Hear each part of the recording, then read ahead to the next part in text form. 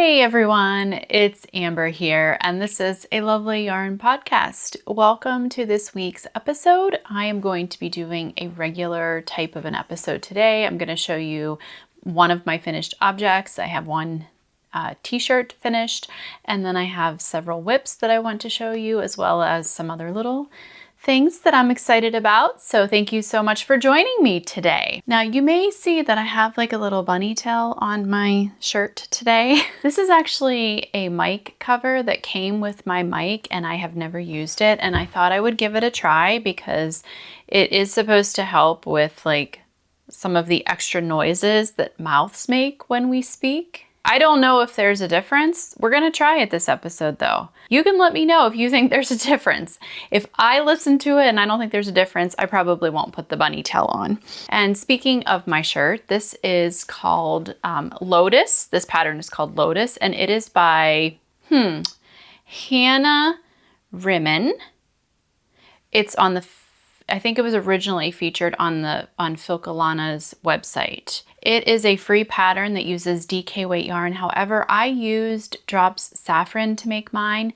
The main color is sea green, and this contrast color in the color work is red clay. I say however because the Safran is actually a sport weight yarn. I tried to find my notes on this and I could not find them in my journal, so I'm thinking that I probably knitted this during that period of time where I did not keep track of what I was doing. So I don't even know what size I knitted. I don't know if I made any adjustments. I have no idea. But I do really like this shirt and I do wear it often. It's one of my often worn summer shirts.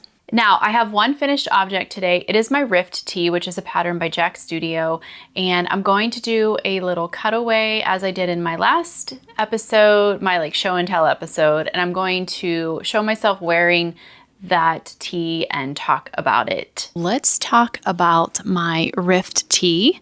This pattern is by Jack Studio, and this is the second time that I have knit this. I knit it the first time in Quince & Co. Willet in the color Hauser, which is a really pretty yellow color, and I wear that one constantly in the summer, so I thought I would knit myself another one. And I actually have this yarn from the first time I cast off my first Rift. I bought the yarn right away to knit a second, and that was multiple years ago, like maybe, I think that was 2009, or not 2009, 2019. So I bought Little Fox yarn in the Willow base in the color Smudge. I bought 3 skeins. I only ended up using 2 to make this one, the tee that I'm wearing now. This is a sport weight 2-ply, and it is 70% organic merino and 30% hemp. So this is what I have, a whole skein left over. Used 2, I think I used almost 2 entire skeins. The funny thing is that I cannot find my knitting journal, nor can I find the project bag that I was keeping this project in. So I took this to Maine with us, but I finished this after we got home from Maine. So I don't know where I put my project bag with the leftover yarn or my journal. So I'm going by memory for the details for this.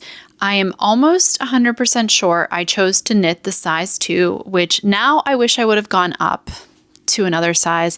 So with my first one, I knit like the size 4 or 5 because I was off gauge, and so I based the size that I picked on the gauge that I got, so I was able to go up in size to get the correct gauge, or to get the correct size for that one. This one, I think I got gauge with the needle size recommended in this yarn. So something that I did different, I'm probably going to miss some of the details because I don't have my knitting journal. But I did make the sleeves longer on this. As you can see, when you do the sleeve here, when you pick up for the sleeve, you're basically supposed to go right into the ribbing. And I ended up putting a short sleeve on. I don't know how I feel about that, to be completely honest. I'm not sure if I like that or not. This is not my favorite shirt, I'm going to be honest, and it has nothing to do with the pattern because I love my other one. I think it is the fact that I probably would feel more comfortable in a size 3. I mean, I definitely have positive ease. I think I'm feeling most of the tightness actually up here in the arm. So part of that might be because I made that sleeve a little bit like longer than what it was supposed to, and it's kind of pulling. I may rip that sleeve out. We will see. I don't know how much I'm actually going to wear this one compared to my other one. The other thing that I noticed with this is that because of the hemp, I don't know if you can see, I'm having a hard time getting my camera to focus today. So the hemp is kind of like, I would compare it to, as far as how it acts in a skein with other fibers, I would compare it to like mohair or alpaca. Probably alpaca would be a better comparison, and how the fibers kind of stick up and are a little crazy and stick out. So I don't know if you're sensitive at all to that kind of thing. I would not recommend this yarn base, because when I first put this on, it felt scratchy and I felt a little uncomfortable. I feel fine now, except like sometimes when I move, I can feel the hemp fibers kind of scratching at me. So it's not my favorite yarn either. Yeah, so I don't know how much I'm actually going to wear this. Also, I don't like gray. I've said this before. I don't mean to be so negative about this finished object, but I'm just being honest. I don't like the color gray. I'm not sure why I picked this color. Probably because, what was that? 7 years ago, I didn't realize that I didn't like the color gray. Because everything I've ever knit in gray, I hardly ever wear. And so maybe what I need to do is over dye this, which I mentioned this before. I'm going to talk to my friend Jody of Flower Hill Fleeces, because she has like a mill, but she also hand dyes yarn. And so I may talk to her and see if she could help me to over dye this and maybe make it like a blue or even a red. A color that I like and that I feel good in. I just feel blah when I wear gray. This is how I feel. I'm just like, ugh, So I think that's also contributing to my lack of excitement over this finished object. But the pattern is great. The pattern is fantastic. I highly recommend the pattern. It's knit bottom up, which I'm not a fan of. But what was easy for me, because I had already knit it, is I took this one and I used the dimensions. Like I used the measurements of the underarm and the ribbing and all that. I used it from my first one because I love how that one fits me. And I just copied that on this one. Now, because the fiber content is a little bit different, it is going to make a difference. Like my other one is 100% cotton. So it kind of like over time it stretches out a bit. And so I feel like it does definitely have more of a loose fluid drape than this one does. This one's more structured because it's merino and hemp. Okay, so before I make the final call on how I feel about this, I'm going to over dye it, because that may completely change my perspective on this top. So yeah, just wanted to give you guys, I guess I should turn around so you can see how it fits. It is designed to be like a more cropped shirt, but of course you can adjust that. You can make it as long or as short as you want it. And the pattern is great because it gives you instructions on it gives you like a little formula to calculate your bicep measurement or depth or the width of how wide. Like if you have biceps, like bigger biceps, and you want to make sure it fits well, you can use this calculation that's in the pattern. There are bust darts that you can do. I don't have to worry about bust darts because I don't have a big bust, but it's a great pattern. Very well written and lots of customizations to get a great fit no matter the body type. So that's fantastic. Anyway, okay, so that's all I'm going to say about this. We'll come back to this once I dye it a different color that I like. And then I'll let you know how I'm really feeling about this. Okay, let's get on to my works in progress now. I have several of them. Actually, yes, I have 3 that I want to talk about today. I have more than that, but I'm not going to take the time talking about that. Oh, real quick, I don't remember, did I have these completely finished last time? These are my socks. I think I still had to finish up some stuff, but I ended up finishing these, and this is, the colorway is Well, the yarn is by Barnyard Knits and the colorway is Beach Ball. Really fun color. Okay, my camera. There we go. I've had this camera since the beginning of the year, or sometime in the beginning of the year, and I'm still trying to figure things out with it. I'm gonna stick these in my drawer now. I like to show you guys my stuff before I actually wear it as much as possible. So I'm gonna put those in my drawer. They'll be ready for the fall time. Okay, now let's talk about my first whip, which is another garment, and it is the Gramercy Tee by Tori Yu, also known as Tori Knits NYC. I've really been loving her patterns this year. This is the second summer pattern I've done of hers. I knit the Prospect Tee earlier in the summer, possibly even the spring. I can't remember the exact dates. And I knit that in Purl Soho linen quill. This is another pattern that I'm knitting in Purl Soho yarn. Also, I cannot find my knitting journal. We came back from vacation 2 weeks ago, and since then, I have not been knitting as much. And I took my knitting when we went camping last weekend. I don't know where I put my knitting journal, which is kind of bothering me. I have a feeling it's somewhere in this house, or maybe I need to go check the camper again, but I'm usually really good at bringing everything in from the camper when we get home. So I'm thinking it's somewhere in the house. I need to find it though, because I've been really good at keeping track of my notes, and I'm finding it so helpful, which is why I've been really good at it, because I'm seeing the benefit in it. I'm gonna tell you what I remember about this tee as far as like the size and all that. I don't think I've made any alterations to the pattern yet, but this is the Gramercy Tee, as I said.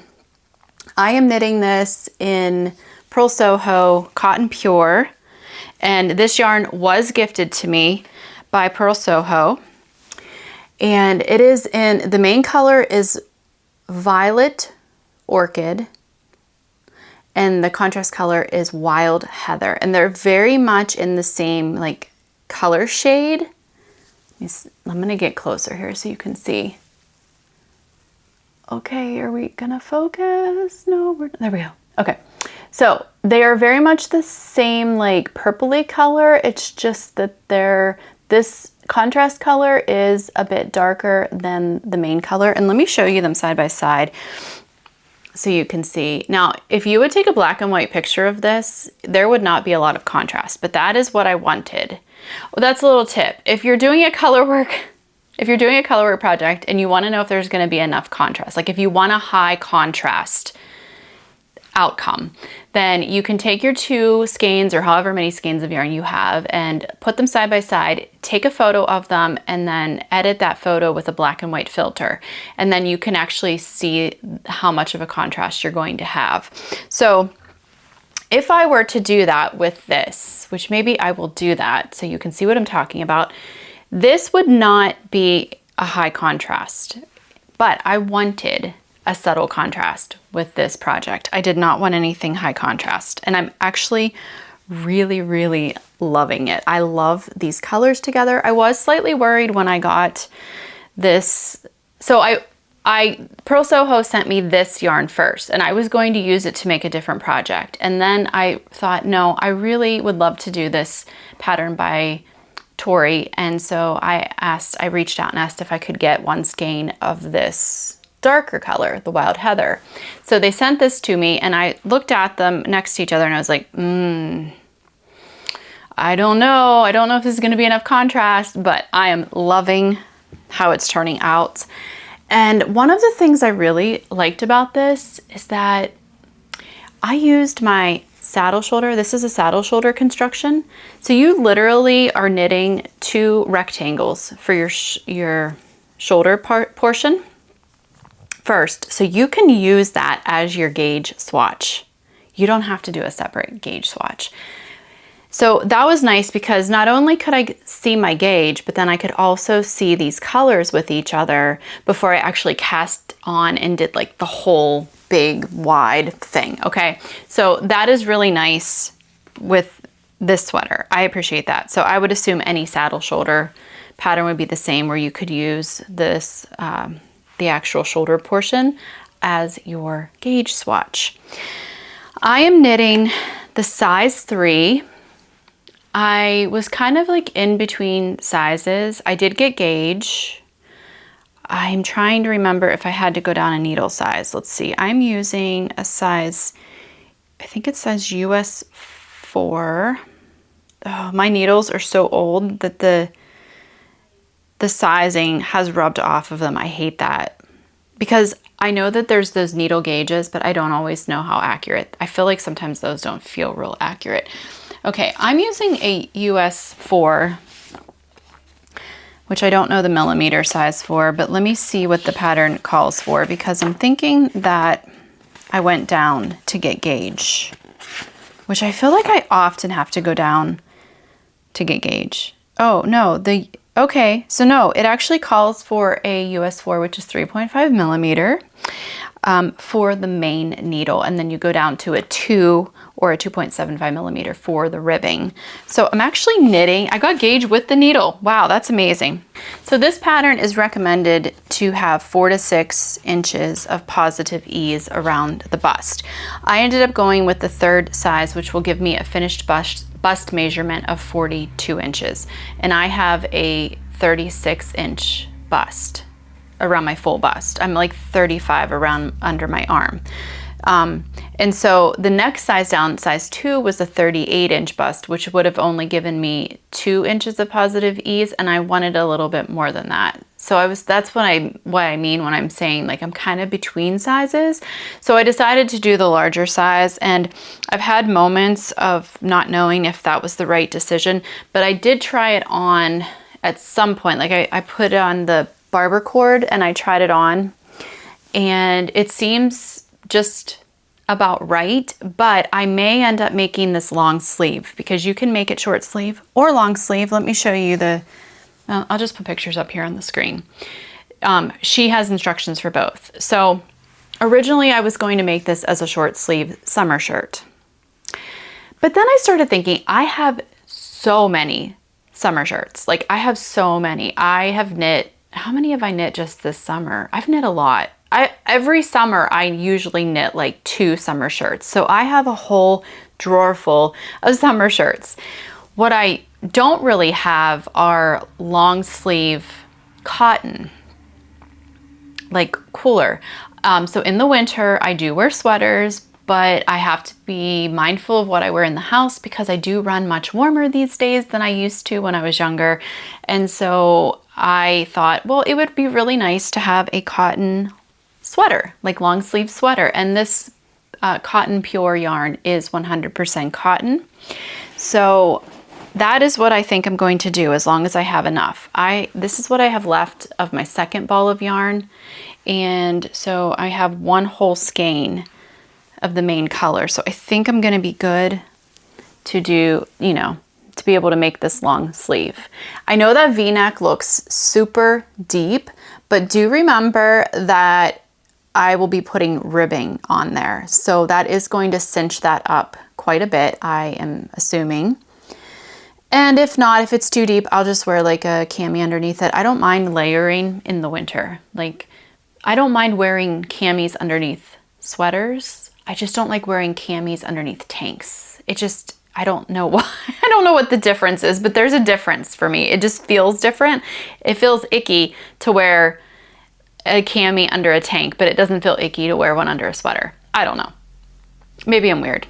Okay, so like I said, I don't think I've made any adjustments to this pattern. I don't have my journal though, to be certain of that. And I will say though, whenever I was working on, so you knit your saddle shoulder portion, so you have the 2 rectangles, and then you pick stitches up along the one, and then you cast on and you pick up along the other, and you knit your back, and then you go back and you pick up your front and you work your front down so far, and then you work this front down so far.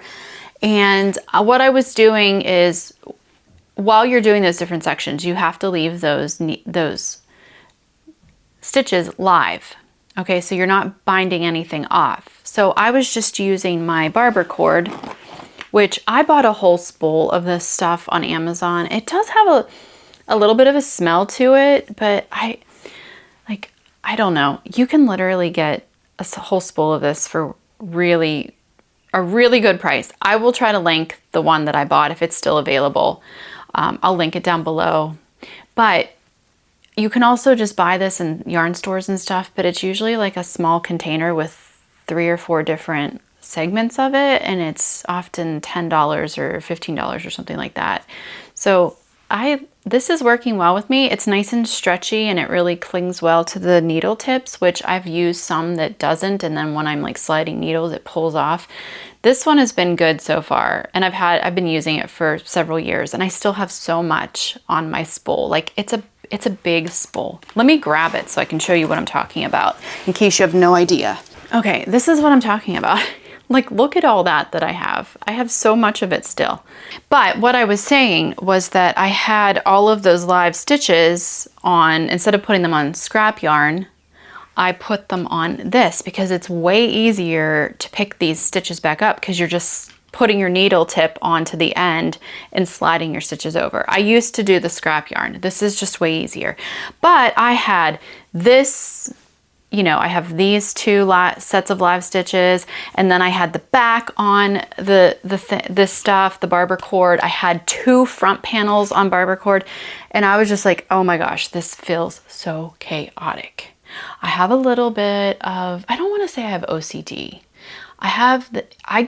Clutter really bothers me, and the project was feeling super cluttered because of all the stitches that I had on this stuff tied off. And I don't think there's any way around that. And probably some people that would not bother at all. For instance, like the difference between my daughter Lily and I, were both very creative people, but she thrives in creating in cluttered and messy spaces.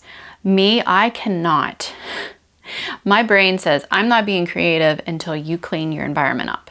So I have to have like a very uncluttered space to do anything where I'm making anything, whether it's knitting or like painting or baking, cooking. I just can't. I can, but it's a very unpleasant experience inside my head. So I did deal with that a little bit on this project. Just like I was thinking, I cannot wait till I can pick up those stitches for the front and the back and just join them in the round. So I have 3 less sections of craziness. But so even though I found that part unpleasant, I don't think there's any way around that when you're doing a saddle shoulder construction. So I think that has nothing to do with how she wrote the pattern. I think that's just the way it is. This is my first saddle shoulder project. I've never done this before. I think I'm going to really like the way it fits me because I do like drop shoulders, and it kind of is reminding me of a drop shoulder. The fit of it reminds me of that a bit. But anyway, so I think that's all I'm going to tell you about this pattern. I'm really excited to wear it, which is making me excited to work on it. I am just carrying the contrast color up and twisting it on the inside so that I don't have to weave in a bunch of ends, because that would drive me crazy. I'm not a fan of weaving in ends. So I'm just carrying the contrast and twisting it. I think that this would also be nice to have in a wool, and I was already thinking like I have a lot of Purl Soho good wool because I really like that yarn base, and I have bought, because Purl Soho runs sales quite a bit, so I've bought it during sales and then I've just set it on my shelf, and I'm already thinking I feel like that would be really good for this sweater. It is, I think it's classified as a DK weight, but it definitely feels more like a sport weight to me. It's like a light DK, the good wool is. So anyway, yeah, I will link, I almost always link Purl Soho down below in the description because I am an affiliate with them. So I do want to be honest about that. I guess I confused some people last time when I was talking about this, and the way I phrased things, I was sent that yarn as a gift from Purl Soho. I did not pay for the yarn for this sweater, and I am an affiliate. So if you purchase anything from Purl Soho through my link, then I do make like a small commission off of that. Okay, let's talk about my Vilma top, because I've been ignoring it. I'm avoiding this project. I am definitely avoiding this project. I have not knit on this since I was in Maine, and I am going to show you it, and it is going to have no further progress done on it because I think I'm gonna rip it out. I just cannot figure out what I want to do with this. And I have had most people, or most of my viewers were like, that's gonna be way too big on you. You're gonna be disappointed. And I'm kind of like, I think you're right. But then I have had several people who have said, yeah, I thought it was gonna be really big too, so I ripped it out and I went to a smaller size, and then it was too small on me. So then I'm thinking about that, but I just don't know if I want to take a chance on it. Because I could use, this is Drops Belle in the Purl colorway, and I have 5 skeins of it. No, that's not true. I have 4 skeins and a little bit. Well, 5, yeah, probably 5 from what I already, because I think I had a full skein. I think this is almost a full skein of yarn. I could be wrong, I don't remember. Anyway, I really want to knit this pattern. I really like this pattern. I think it's beautiful. I think I would wear it, but I'm thinking that maybe I don't want to knit it in a cotton yarn. Maybe I need to stick to a wool yarn that is bouncier, has more memory, has more spring, like spring back. And so I think it will be easier for me to judge the fit of it rather than using a cotton yarn. When I was in Maine, I said that I wasn't going to go any further up because this is a bottom up pattern, but I was going to go back and pick up my provisional stitches and knit down for the band on the bottom, which is not, it's not a ribbing. So, but it has some lace work, and I thought maybe that would give it a little bit more structure and help me to make a decision, a more informed decision on whether or not I want to rip this project out or continue it. But I'm not finding myself wanting to work on this because there's so much indecision on my part and just not knowing if it's actually going to turn out. So I'm pretty certain that I'm going to just rip it out. Like, here, let me show you how long this is. It's really big.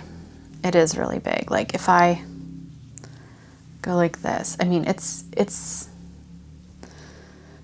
big, and that's not even with a button band, you know, because I still have to put the button band on the front, which is going to add even more width. This was the second size, and I was afraid to go down to the smallest size because I was afraid it would be too big then, or too small then. But I think if I want to knit this in the Drops Belle, then I probably do need to go down to the smallest size. But I think I'm just going to rip this out and knit this pattern again in the future with a wool yarn. So that's where I am right now with this project. But I'm not going to rip it yet. I'm just going to let it sit here for a while and just ignore it. And then eventually I will deal with it. Okay, then I have, this project is a project that's been going on. Has it been a decade? Have I been working on this project for a decade? It might be, or at least close. So this is my Cozy Memories blanket, or a mitered square blanket, whatever you want to call it. And I have been knitting on this thing for such a long time, and I love this project. It is beautiful. I mean, look at it. It is stunning. It is scrappy. It is patchwork. It is just like my favorite type of project, to be honest. But it's been a long-term project because I don't know. It's just been a long time. It's a blanket. Blankets always take me a long time to knit. Crocheted blankets also, they can take a while, even though crochet is much faster. But okay. So why am I picking this back up again? Well, because I was already thinking about it, and then River of A Knitter's Homestead, who I absolutely love and have followed for years on Instagram. She is, her content is like so beautiful and chill and calming. And she also hand dyes natural yarn, like uses natural dyes. And she makes progress keepers. Anyway, I'll link her Instagram down below. you can go check her out. She does have YouTube, but she hasn't updated it for a very long time. So she posted that she was going to be co-hosting a knit along for the Cozy Memory Blanket. And she's co-hosting it with another account. I forget her name. Let me look it up really quickly. Okay, she doesn't have her name listed, but it's her Instagram account, which I will also link down below, is ofjune_official. She makes beautiful project bags, and they're sustainably made. Okay, so you must go check that out. I don't know if she has her shop on Etsy, or if, let me look and see if it's, no, she has her own, I think she has her own shop. So I will link her Instagram account below, and then you can go there, and then you can go to her her shop and everything. But she does patchwork bags that are gorgeous and so beautiful. And I think she naturally dyes some of the fabric that she uses for those patchwork bags. But anyway, so River of a Knitter's Homestead is co-hosting it with Of June, and also Colleen of Little Lionhead's Knits, who I've also been following for a very long time, and have bought a lot of her yarn as well and love her account. Okay, all right. So anyway, they're co-hosting this knit along, and I was like, perfect. This is perfect. This is the perfect time. I don't really participate in knit alongs very much. I don't feel the need to participate in knit alongs. I just kind of like to do my own thing when it comes to my creating. Sometimes I feel like knit alongs box me in, and I don't really like that feeling, but I did want to work on this anyway, and I thought this is some really good motivation to be doing it with other people doing it at the same time, and just it gives me motivation to work on it. All right, which is what I need to do sometimes. Sometimes I need to play these games with myself to get motivation. So I picked this project up. We were camping last weekend, and this is all I worked on. I took this and I took my Gramercy Tee, but all I ended up working on was this blanket. And let me show you, I got that whole, see this bright pink? I got every single square across that top knit while we were camping. So the rest of it had already been done, but I did this top line here the whole way across. So I was really happy with that. And I think part of my frustration with this is that I made my squares super little. They're tiny squares. So they are 17, let me think of how I did that. 17, I cast on 17, put my stitch marker, and then cast on 17 more. So 34 stitches total. And I think that is a lot smaller than a lot of people. I love the look of the small boxes, the small squares. It's just that I feel like I'm changing my yarn more, which I am because I made smaller squares, which means I have more yarn to weave in at the end. But I've been really good, I have to say, because this comes down to me not liking clutter. When I do a scrappy project, I will get so far and then I will start weaving in the ends. If I would wait till the very end, I would be so stressed out. And also I would feel stressed out just during the project, having a bunch of ends hanging everywhere, because that's just how I am. So that's the back side. You can see I have sewed in, stitched in almost all of the ends. So I am loving working on this. I'm getting a lot of joy out of working on it. I almost stopped and started a new one. I was like, I'm just gonna stop this one and I'm just going to leave it and maybe turn it into a pillow cover or something like that. And I'm going to start a brand new one and make my squares like double the size. And then I was like, why? I've already started this and look how pretty the little squares are. I can do it. And there's no rush. There's no rush for this. I'm looking at this as being an heirloom blanket that will hopefully be passed down through the generations of my family. That's how I decided to look at it. And so when I changed my mind about that and looked at it that way, I thought this can take all the time it needs. I don't need to rush through this project. This is like, you know, they call it the Cozy Memories blanket because you're using fingering, I mean, you can use any weight of yarn. I'm using fingering weight scraps. So almost, I would say probably 60% of the yarn in this blanket is yarn that I used to knit socks, either for myself or somebody else. And then the rest of it is just like mini skeins that I bought. So imagine that when you think about it that way, like a scrappy project, a scrappy blanket that will be passed down through the generations, just full of memories of socks that I made for myself, my family, and friends. And that's a good feeling. That's a lovely thought. And so I'm glad that I'm just going to keep working on this. It's literally making me feel so happy to work on. And yeah, it's not too late to join in the knit along. I forget how long it runs, to be honest. I'm not doing it for, there are going to be prizes, but that's not why I'm doing it. I'm doing it because I think that, you know, I was already going to knit this, and it's fun to know other people are also knitting it at the same time. So yes, and I really love River. I've been following her for a long time. She's so sweet and generous, and her content is so good. So good. You need to check her out if you haven't already.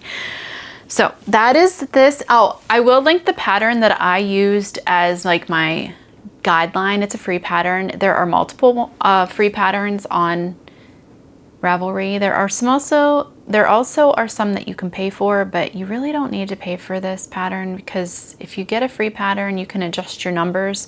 I forget the cast on number that the one that I used told me to cast on, but I'm pretty sure I cast on less than what she said, or maybe I didn't. I don't know. I don't even use it anymore because I have it memorized. It's super easy to make this kind of a blanket. And it's done modularly, which means you don't knit a bunch of tiny squares and then sew them together. You actually pick up stitches along squares that are already done, and then it's mitered. That means it's like you decrease down the middle, and so your square, this long cast on, becomes square shaped. So that's nice. If I had to knit a bunch of small squares and sew them together, I would not make this. I can tell you that. But the pattern I used, the recipe I used, is by Kemper Ray, and I will knit it. I will knit it. I am knitting it. I will include that pattern down below. As I said, it is free. That pretty much wraps up everything I want to talk about, but I want to show you guys the cutest little progress keepers that I bought. I bought these from my friend Robin. So her Instagram account, which I will link down below as well, is Flax Flannel.